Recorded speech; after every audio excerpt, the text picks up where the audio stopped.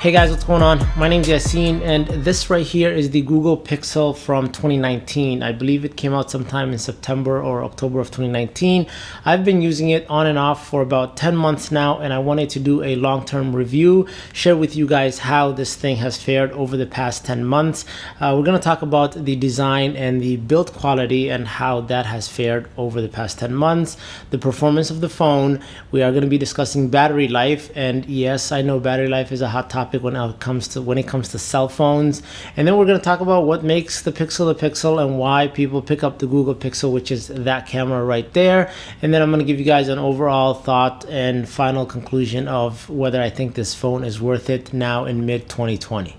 Okay, so before we get into the design and the durability of this phone, let's quickly touch up on the specs. So this right here is the Pixel, not the XL. There is a bigger version, but this is the Pixel, and it comes with a 5.7-inch Full HD OLED panel on that display. It comes with Snapdragon 855 processor. It has a 2800 milliamp battery. It comes with 6 gigs of RAM and 64 gigs or 128 gigs of storage. The one I have is the 128 gig storage. It's got USB-C 18 watt quick charge capability on the bottom. It also has wireless charging, and it comes with NFC for mobile payment, and those are the main specs. In terms of camera, you have a 16 megapixel camera on the back, and in the front you have a 8 megapixel camera on the front, and we'll talk about those cameras when we get to the camera section of the review. So now for the actual design. Now this thing is not great design. It's not polarizing. It's nothing like phones that were coming out throughout 2019 and also in the first half of 2018. There is no punch hole camera, there is no edge-to-edge display, there is no curved display, and all that is because Google was putting all these sensors on the top of the bezel. Now the forehead or the top part of the phone's bezel is a lot bigger than the bottom, but honestly, just using this phone over the past 10 months, I've gotten used to it. It doesn't really bother me, although I have turned off those sensors. Like, I don't use any of the sensors that Google put up on there. I believe it was called Project Soli, and where it notices gestures, because it was just a lot of the times not picking up the gestures, and it was just a lot quicker to pick up my phone and do what I need to do rather than trying to move my hand over it. So I think they could have done a better job without those sensors and just pushing this thing to be edge-to-edge display. Even if they didn't go with a punch hole camera, just shrinking that to a teardrop, water drop camera in the front, I think that was a better play, and that's what they should have probably did. Now, in terms of durability, it's got glass on the back, and this glass is fantastic. Like, I haven't had any issues. There's no scratches, and for some reason you don't really get much fingerprints on the back. Even though it's a glossy glass back, it's still not a lot of fingerprints. Now, the other glass on the front, I've had issues with it. So I feel like it scratches really easy.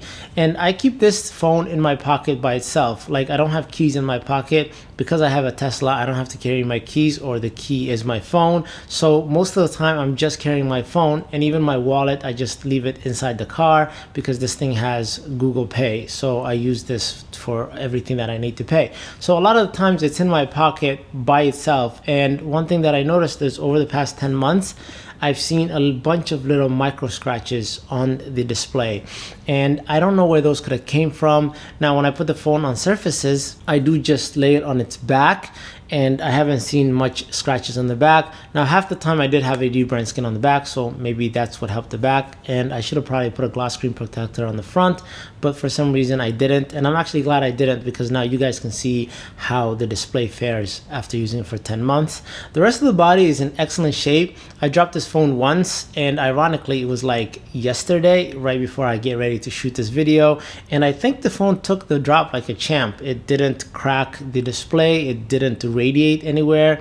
It was in a corner, it chipped the paint, you could see the frame under the paint, and that's all it did. And besides that, I think this phone's durability is pretty good. I am skeptical about that front glass and just that display in the front, so I would definitely recommend putting a glass screen protector if you are picking this one up or if you already have one. So now let's talk about performance. And with performance, it's a little bit tricky. And I think there is two parties, okay? So the first one is people that love pure Android and that want the pure Android experience. And those are the people that buy the Pixel for that reason and that reason only. And I actually was part of that crew from the beginning when the Pixel lineup came, and before even the Pixel phones were out and they called them the Nexus line. I love pure Android. But at the same time, there's the other side. People like to customize their phones and run launchers and run icon packs and all that. And I also do that on this channel. If you guys haven't seen my best Android setup videos, I'll leave the playlist link down below in the description. So with this phone, what I noticed is if I'm running pure Android and stock Android and nothing else on it, it's smooth. It's buttery smooth. It flies through everything. There are no hiccups. The gestures work perfectly fine. They don't work as well as they do on the iPhone, but that's a different video and a different story. But anyway, they work perfectly fine. As soon as you throw Nova Launcher on this thing and you start trying to use those gestures, especially the gestures, it's a disaster. There's so much lag, and sometimes it just gets stuck on that screen where you pull up a page and then it won't switch over to the other page, and it just becomes unusable. So I've been trying to run Nova Launcher on here ever since I switched back. Did it for about a week, and then I got frustrated with it, and then I just went to stock Android setup, and since then I've been using stock Android perfectly fine. Now I honestly cannot understand why that is, because spec wise this phone should have everything that it needs to run Nova Launcher. It's 6 gigs of RAM, it's got Snapdragon 855 on it, and other phones that have those specs run perfectly smooth. So I don't know whether it's something that Google's doing not to optimize it, or maybe they just need to bump up the RAM to like 8 or 10 gigs, which part of me thinks is overkill, but maybe that's what they need to do. But anyway, keep in mind, if you are going to be running Nova Launcher or some other launcher on your phone, then you really don't want to be considering the Pixel. It's going to be lagging and it's going to be frustrating. But on the other hand, you get pure Android and you get nothing else. No bloatware, so your phone is smooth. And if you are into stock setups, honestly, performance wise, this thing is pretty good. Now I can't say the same thing about the battery. So it's got a 2800 milliamp battery, and I know the bigger one, the XL, has a bigger battery, but the 2800 milliamp battery is not that great. It wasn't great to begin with when I got the phone, and then it just got a little bit worse. So to be clear, it didn't get dramatically worse over the last 10 months. So I don't want you to think that you buy this phone and it's pretty bad, but then 5 months later or 8 months later, it's going to be extremely terrible. No, it was pretty bad to begin with, and it just incrementally got worse. So I can't really get through a full day. And I'm somebody that uses their phone heavily because I'm running a YouTube channel. I'm answering comments and replying to things on Instagram, on Twitter, and checking a bunch of different things. Now, you may not be doing that all the time, running a YouTube channel or Instagram channel, but I'm pretty sure you're going to be using social media anyway. So you're going to get to about halfway through the day, or maybe 2 o'clock in the afternoon if you unplug about 8 or 9 in the morning, and it's going to be just needing a charge. If you're lucky, you might make it to 4 o'clock and it would be like under 8% or 5%. And then to make things even worse, if you are using the camera a lot or you are running a launcher on it, then you might as well just get yourself a portable battery bank and keep it in your pocket whenever you're going. So that's the thing with this phone and its battery life. It wasn't good when it first came out, and now 10 months later, it's got marginally worse. So it's worse than when it wasn't good. And that's as clear as I can be when it comes to the battery of the Google Pixel. But don't forget that this is a Pixel, and we don't buy the Pixel for the battery life. You don't buy the Pixel for the performance. You mainly buy it to see what pure Android can do and for that camera.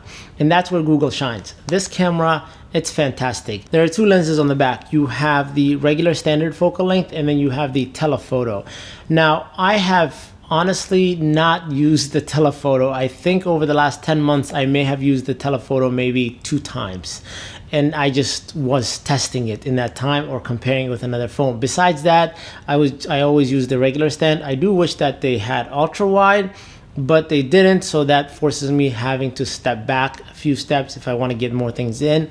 Besides that, the camera sensor is amazing. The Pixel takes the most natural, the most neutral looking, real to life looking pictures, and it's Google software combined with its camera, and honestly it's just like a marriage made in heaven. That's what they say, marriage made in heaven, and this thing performs amazing. The video quality wise is pretty good. It's not top of the line like all the phones that I have personally used over the last 10 months. I would say maybe it's second place, and it's second place to the iPhone 10, the iPhone XS. So that iPhone's camera is really good, and also the new iPhone SE's camera is really good. Actually did a full video comparing the iPhone 11 Pro, that's the one, 11 Pro and the iPhone SE about a month ago. I'll leave that link down below in the description, but check that out and you'll see that the SE's video quality is actually fantastic as well. So that's the story with the Google Pixel. I think it's a decent design. I don't mind it. I think the design could have been a little bit better. It's really durable. You got this fantastic camera. You also have pure Android, if that's what you choose to run, and it runs very smooth, very good. You have to keep an eye out though, if you are running other launchers, your performance is going to suffer. Battery life is pretty mediocre. If that's important to you, don't get this phone, or if you already have it, then you understand what I mean. But besides that, if I had to sum this whole thing up, I would say great camera, great software, okay design. Anyway, I hope you guys enjoyed the video. If you did, definitely give it a thumbs up. If it's your first time to the channel, consider subscribing. Thanks for watching. I'll catch you guys in the next one. Until then, stay plugged.